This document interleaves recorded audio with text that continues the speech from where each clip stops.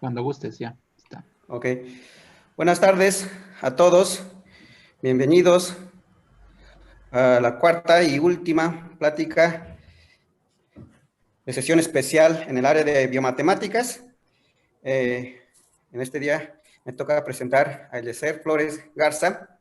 Él es biotecnólogo por la Universidad Autónoma de Nuevo León y actualmente estudiante de maestría en el posgrado en Ciencias Biológicas de la UNAM. Sus principales intereses son las matemáticas aplicadas, los sistemas dinámicos, el análisis de datos biológicos, en herramientas estadísticas y bioinformáticas, además de otras cosas de modelación matemática.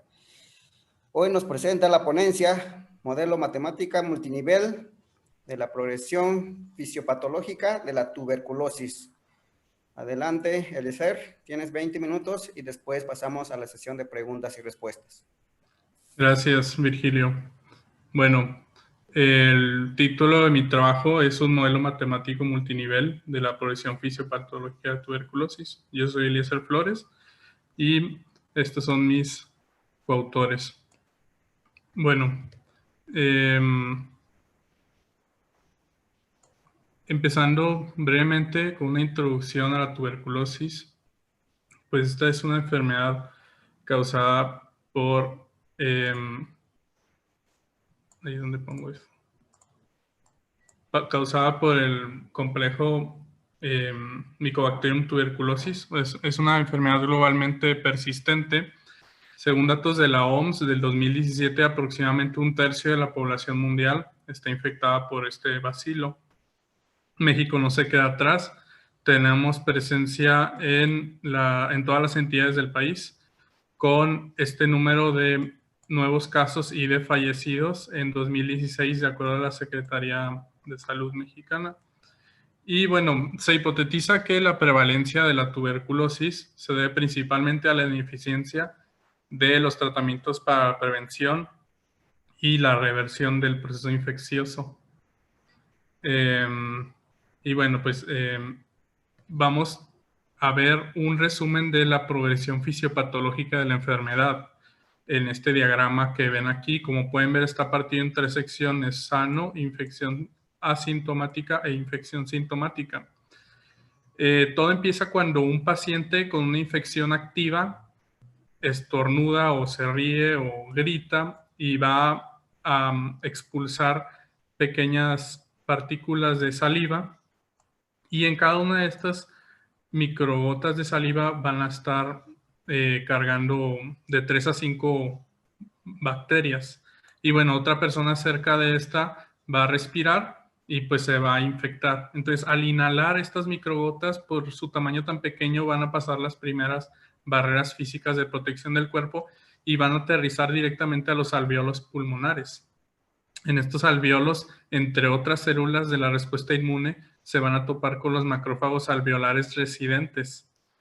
Y aquí van a empezar sus rondas de interacción entre macrófago y tuberculosis, entre el hospedero y el huésped.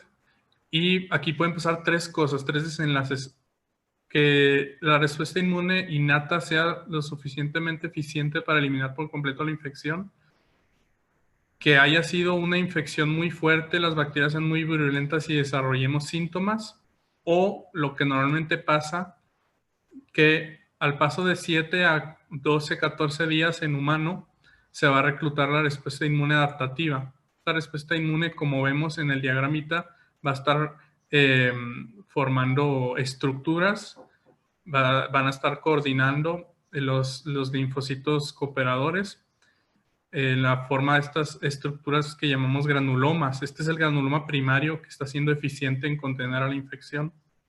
Y va a activar los macrófagos. Como vemos, el macrófago picudito es el macrófago activado, que es más eficiente en eliminar bacterias. Lo que hace es que prende ciertos mecanismos antimicrobianos, pues la elimina más. Entonces aquí otra vez tenemos 3 posibles desenlaces: que se elimine por completo la infección, que la infección sea suficientemente virulenta como para sobrepasar la respuesta inmune adaptativa, romper el granuloma formando un granuloma activo y iniciando una infección temprana progresiva de tuberculosis. O lo que pasa en el más del 90% de los casos es que ni se eliminan por completo las bacterias, ni tampoco crecen y se descontrolan, sino que hay un decremento gradual de la actividad tanto del hospedero como del huésped. Los granulomas se empiezan a calcificar y se vuelven granulomas fibróticos antiguos. Entonces aquí la actividad es de ambas, hospedero y huésped, es baja. Aquí otra vez tenemos dos posibles desenlaces. Que la respuesta inmune elimine por completo la infección, o que posteriormente al paso de los años, debido a un inmunocompromiso, no sé, por otra enfermedad o por la edad tal vez, el, el granuloma deje de poder contener la infección, se abra y la bacteria se libere y empiece a desencadenar una infección secundaria de TB, la cual va a ser menos agresiva que la primaria, porque las bacterias pues van a estar más viejas, van a ser menos virulentas, pero pues el paciente tal vez tenga inmunocompromiso, entonces le puede afectar. Y pues aquí es donde vive la mayoría de ese tercio que nos habla la OMS mundial infectados. La mayoría vive en este nodo de granulomas viejos calcificados, pero con infección todavía no curada al 100%. Entonces, como podemos ver, la progresión de la enfermedad pues no es lineal y sucede a distintos niveles de tiempo. Aquí estamos hablando tal vez de años, aquí de horas, de días, etcétera. Entonces, pues es una progresión compleja que, de la cual se sabe poco. Entonces, pues es imperante mejorar las estrategias de prevención y de tratamientos de la enfermedad, como ya vimos la problemática mundial. Y pues esto resulta difícil, pues las etapas tempranas del proceso de infección son clínicamente sutiles, como ya vimos que caían en el rango de la infección asintomática. Por lo tanto, caracterizar estas etapas asintomáticas y dilucidar los mecanismos de progresión de la enfermedad es crucial para mejorar las estrategias de prevención y los tratamientos tempranos. Entonces, queremos saber cómo es que se pasan de los nodos, tanto horizontal como verticalmente, y para ello nosotros proponemos pues un modelo matemático. Entonces, mediante la biología de sistemas, nosotros hipotetizamos que vamos a poder dilucidar estos mecanismos de progresión entre los nodos de la enfermedad por medio de un modelo matemático que integrará y analizará datos experimentales. Entonces, así, súper general, la metodología consistiría en, primero, integrar y analizar la información disponible, posteriormente proponer el modelo y finalmente pues hacer análisis matemáticos de nuestro modelo listo. Y bueno, en cuanto a esas cosas que planeamos hacer, bueno, que ya estamos haciendo y continuamos haciendo, lo primero es, ya entrando a los resultados, la integración de la información disponible. Nosotros colaboramos con el grupo de patología experimental del Instituto Nacional de Ciencias Médicas y Nutrición, Salvador Subirán. Ellos tienen muchos años trabajando con tuberculosis, tanto en modelos in vivo, de ratón, in vitro, con células, placas, y ex vivo, tienen ensayos de RNA-seq, etc. Entonces nos pusimos a analizar toda la variedad de datos grandísima que tienen y nos pusimos a integrarlos, a extraerlos. Y pues bueno, como esta es una pequeña fracción de cómo se ven los datos, pues son datos de pues, los protagonistas del proceso infeccioso, ¿no? Aquí vemos, no se alcanza a leer ustedes, pero aquí son datos de conteo de macrófagos, de tuberculosis, de células TH2, TH1, las que veamos en el diagramita. Entonces, lo que hicimos después de esto fue tomamos un cierto set de datos y los normalizamos para poderlo visualizar todos juntos. Y pues aquí, como vemos, están los principales actores: tuberculosis, bacteria, célula dendrítica, linfocito TH1 y TH2 y el macrófago activado. Están divididos en precursor y efector. Entonces los dividimos así porque nosotros en nuestro modelo matemático que vamos a plantear solamente vamos a modelar dinámicamente a los efectores, que son la bacteria y el macrófago. Nuestra hipótesis es que como ellos son los que están, finalmente los macrófagos son los que hacen, digamos, la chamba de eliminar a la bacteria, a pesar de que está siendo, el macrófago depende de su microambiente, está siendo regulado por los TH1 y por las dendríticas, etc. Nosotros proponemos que solamente modelando el macrófago y la bacteria vamos a poder explicar todo lo que está pasando en el proceso infeccioso. Por eso es que los tenemos aquí en línea continua, el efector. Entonces, analizando rápidamente estos datos puntos normalizados por porcentaje máximo, vemos que en los primeros 14 días, que recordar que era donde estaba la respuesta inmune innata, pues los macrófagos están ahí creciendo, llegando al sitio de infección, y las bacterias que están aquí en rojo, pues están ahí siendo fagocitadas por los macrófagos. Entonces, a estos primeros 14 días los llamamos fase 1. Después de 14 a 28, que es cuando está el sistema inmune más eficiente, el granuloma activo, si recuerdan el nodo central, pues se reclutan bastantes macrófagos. Asimismo, su actividad aumenta, su actividad antimicrobiana, y estos están pudiendo controlar a la bacteria. Entonces, esto lo llamamos fase 2. Y por último, en la fase 3, lo que vemos es los rojos, que son las bacterias y sus precursores, suben. Las bacterias llegan a su punto más alto. También los linfocitos TH2, que son antagonistas a los TH1, que son proinflamatorios, los TH2 son antiinflamatorios. Entonces, el cuerpo naturalmente por una continua inflamación, empieza a responder con antiinflamación, y esto hace que la actividad antimicrobiana baje de los macrófagos, como también sus números, y pues suba la bacteria. Entonces eso lo llamamos fase 3. Entonces, como vemos, durante la progresión de la enfermedad se comportan distinto tanto el hospedero como el huésped, tanto respuesta inmune como bacteria. Por lo tanto, planeamos parametrizar de forma distinta los 3 tipos de fases. O sea, nuestra forma de que el modelo pueda replicar estos 3 comportamientos que vemos distintos por fases cronológicas va a ser modulando sus parámetros. Entonces, este es el modelo. El modelo es de 4 dimensiones: macrófago, macrófago que fagocita tuberculosis y tuberculosis fagocitado. Como podemos ver, los 4 están interactuando. Aquí se están uniendo, aquí están fagocitando, se están matando entre sí, están muriendo naturalmente.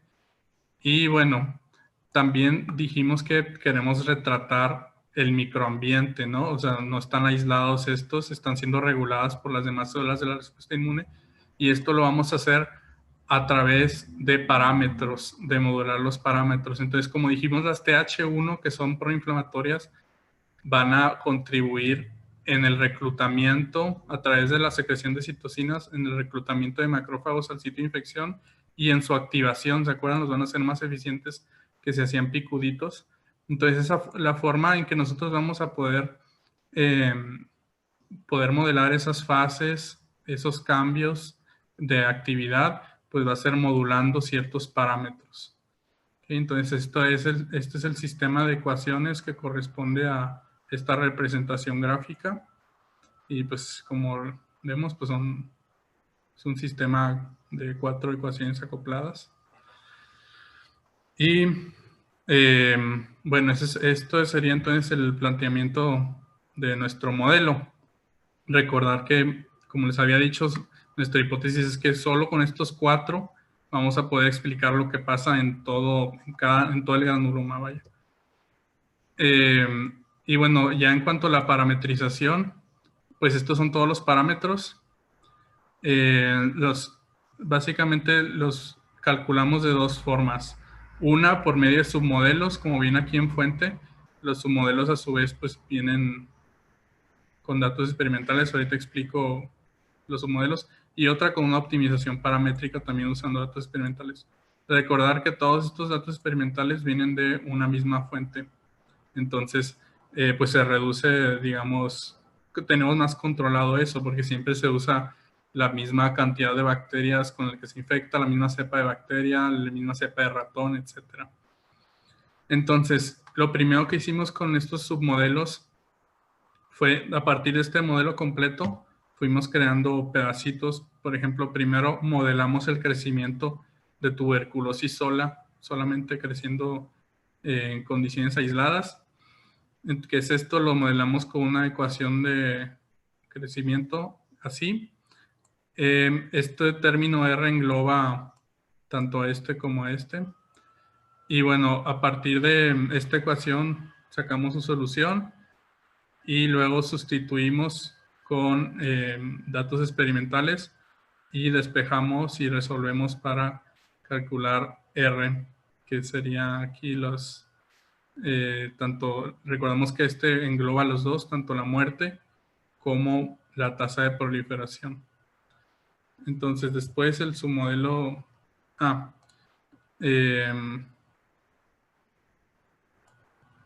y probamos el parámetro que calculamos con otro set. Este es otro set de datos, no es el set con el que estimamos. Y pues vemos que sí ajusta bien, ¿no?, a los datos experimentales de otro set de datos. El submodelo 2 es el decaimiento de una población aislada de macrófago. Igual, así lo modelamos, resolvemos la ecuación, sustituimos con datos experimentales y calculamos este parámetro. Igualmente, pues, hacemos la integración y vemos que el modelo también puede ajustar a los datos experimentales. Y el submodelo 3 es un ensayo in vitro de killing. Un ensayo de killing es poner en una caja tanto macrófagos como bacterias. Entonces, los macrófagos no pueden duplicarse. Tienen que venir desde el torrente sanguíneo al sitio de infección. O sea, si los tienes en condiciones aisladas, pues no se duplican, contrario a las bacterias. Entonces, pues por eso no hay entrada aquí de macrófagos. Entonces, aquí hicimos varias suposiciones para plantear este sistema de ecuaciones. Como este ensayo, los datos que integramos ocurrían en un rango de 3 horas, varias de las cosas de aquí suponemos que no iban a pasar. Por ejemplo, un macrófago la vida media del macrófago es 1 año, entonces pues asumimos que esto va a ser 0, porque en 3 horas no van a morir. Igual asumimos que en ese corto tiempo no se van a estar matando entre sí, entonces vamos cancelando las reacciones que no van a ocurrir en ese corto lapso de tiempo y solamente nos quedamos con esta. Entonces, a partir de aquí, también asumimos que T va a ser constante, entonces lo cambiamos por una constante en lugar de que sea una variable, y pues ya a partir de aquí sacamos la solución y despejamos y resolvemos para K2. Entonces, de esa forma, esos 3 submodelos calculamos esos parámetros y el resto los calculamos con una optimización paramétrica, que es básicamente dentro de un espacio grande de sets de parámetros, elegimos los parámetros tales que reduzcan lo más posible el error, o sea, la distancia entre los datos experimentales y el modelo. Entonces, con los demás que obtuvimos por una optimización, logramos, este ya es el modelo completo en fase 1. Vemos que puede replicar cualitativamente el comportamiento de los datos. Los datos son estos. Aquí vemos que no replica también pero si recordamos, estos corresponden aquí, pues lo que va a pasar con bacterias es que va a subir bastante, ¿no? Entonces, por eso, pues creemos que esto está bien, aunque este dato se queda aquí, porque sí está replicando el comportamiento cualitativo, y pues lo mismo esperamos de ¿no? Entonces, por lo pronto, fase 1 sí estamos pudiendo replicar el comportamiento con el modelo, los datos experimentales. Y bueno, recordar que lo que queríamos era que de la progresión fisiopatológica pudiéramos replicar los comportamientos cualitativos con nuestro modelo, ¿no?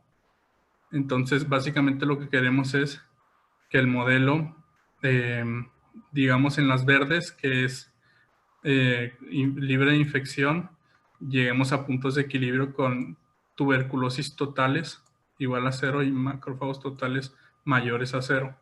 Aquí esperamos una coexistencia con ambos mayores a 0 y aquí esperamos pues que la tuberculosis gane, ¿no? Y que este sea 0. Ponemos totales, a diferencia del modelo, que se acuerdan que el modelo diferenciaba entre tuberculosis y tuberculosis fagocitado y macrófago fagocitado. Aquí los ponemos como totales porque notas experimentales no diferencian, los cuentan todos a la vez. Entonces, para visualizar las simulaciones, los juntamos las dos variables, las sumamos. Y bueno, estos tres, ya hicimos análisis de puntos de equilibrio con métodos numéricos y ya encontramos los tres con estos set de parámetros donde encontramos estos. Ya encontramos los tres comportamientos de equilibrio. Y bueno, aquí les pongo que estas, como les había dicho, los comportamientos van a estar cambiando en función de los parámetros, los comportamientos emergentes. Entonces les pongo así, por ejemplo, el K6, que es el reclutamiento, y el K14 de macrófagos infección, y el K14, que es la muerte de macrófagos por bacterias. Les pongo así, por ejemplo, si la muerte esa sube, pues vamos a llevar a esta parte de los comportamientos, pero si baja y el otro sube, nos iríamos acá. Y pues ya hicimos algunos análisis de bifurcaciones. Aquí es moviendo el K6, que es ese reclutamiento que les cuento de macrófagos al sitio de infección. Esto es macrófagos y esto es tuberculosis. Y bueno, pues como vemos, si baja de este 7, se iría a estos puntos de equilibrio en 0, pero si sube del 7, se iría a este equilibrio. Y pues con lo mismo aquí con las bacterias. Si está abajo, las bacterias crecen hasta su capacidad de carga. Y si empieza a subir, pues las bacterias empiezan a empezar a tender a 0. Y es todo por mi parte. Gracias. Ok, muchas gracias, Eliezer, por tu excelente presentación. Bien, Pues ahora gracias. vamos a pasar a la sesión de preguntas y respuestas. También pueden levantar la mano para hacer las preguntas.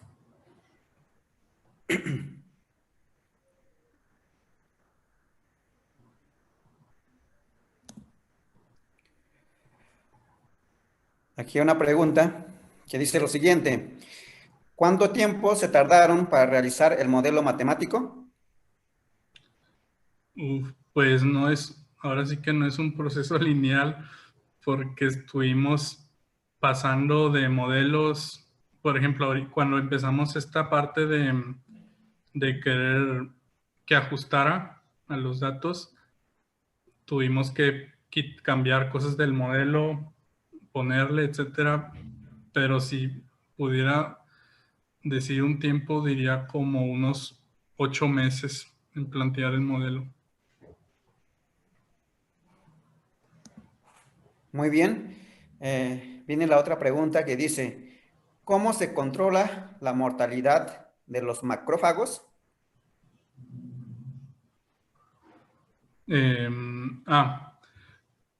Como puedes ver en el modelo, déjame le borro.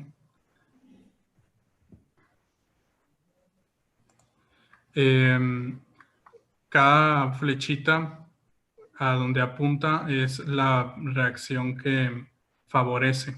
Entonces, por ejemplo, esta reacción que es la reacción 3, que es la muerte natural, pues los macrófagos mueren, digamos, de viejitos, lo modelamos con esta R3, pero va a haber otras cosas que van a estar favoreciendo a R3, que es la muerte, como por ejemplo la tuberculosis. La tuberculosis puede matar al macrófago, entonces por eso tenemos que esta R10 entra a R3 y por lo tanto R10 pues lo pondríamos en el de MF, que es este, lo pondríamos R10, que se llama K10, aquí en negativo. Entonces, poniendo estas reacciones, su parámetro correspondiente, que es R10, el K10, en un término negativo, es como podemos modelar, en este caso, la muerte del macrófago por tuberculosis o por otras cosas que aquí están también. Ok. ¿Alguien levanta la mano, Hugo? Le permitimos hablar. Ok, adelante. ¿Sí me escucha? Sí. Ah, Sí, perfecto. adelante, Hugo Enrique. Sí, son dos preguntas, una gira en torno a la otra. Eliezer, ¿tienes información de datos transcriptómicos de la interacción del macrófago con tuberculosis? Sí. Y bueno, y esa información de los datos transcriptómicos ¿están intrínsecos en el modelo? No. Gracias por la pregunta, Hugo. Tenemos datos también de RNA-seq, de ensayos donde infectan ratones y después a ciertos tiempos de infección le sacan los pulmones y ven los transcriptomas de los macrófagos en pulmón. Planeamos usarlos, pero todavía no los integramos al modelo. Entonces, en resumen, la respuesta es no. Ahorita los datos no tienen nada que ver con el comportamiento del modelo, pero sí estamos pensando en una forma de integrarlos. Gracias. Muy bien.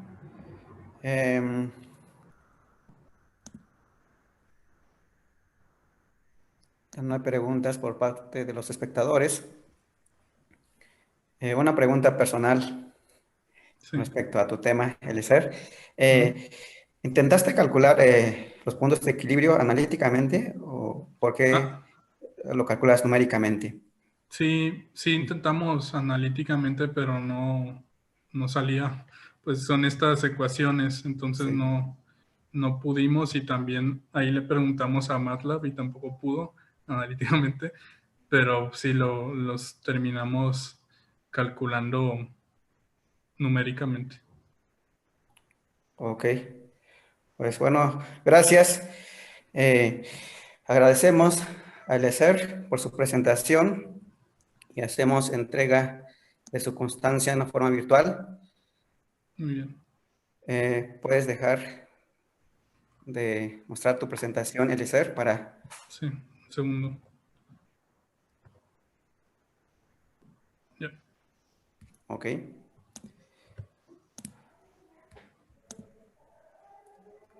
Entonces, agradecemos a Eliezer Flores Garza por su participación en este cuarto Congreso Internacional de Modelación Matemática. Después vamos a hacer llegar esta constancia en su correo electrónico. Gracias, Eliezer. Y pues invitamos a todos para que continúen en la tarde en los talleres de 4 a 6 y de 6 a 7, la última plenaria de este cuarto Congreso Internacional de Modelación Matemática. Muchas gracias y buen provecho. Gracias, hasta luego. Hasta luego.